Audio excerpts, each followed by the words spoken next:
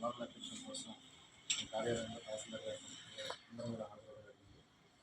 అంబేద్కర్ గారు వాస్తవం ఒక మనిషిగా చేసింది రాజకీయ నాయకుడిగా కంటే మనిషిగా చేసిందే చాలా ఎక్కువ.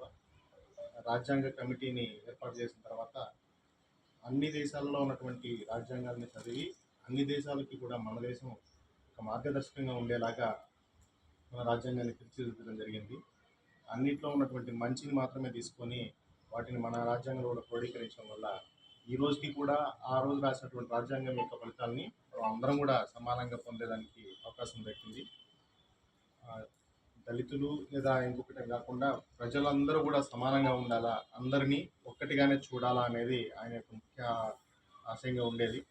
అది ముందు ముందన్నా కూడా మనం సాధిస్తే ఆయన అప్పుడు ఆ రోజు ఆయనకి నిజంగా నివాళులు అర్పించినట్టుగాను, అలాగే ఆయన యొక్క ఆత్మ ఆ రోజు నిజంగా శాంతిస్తుందని ఆశిస్తూ ఈ అవకాశం ఇచ్చినందుకు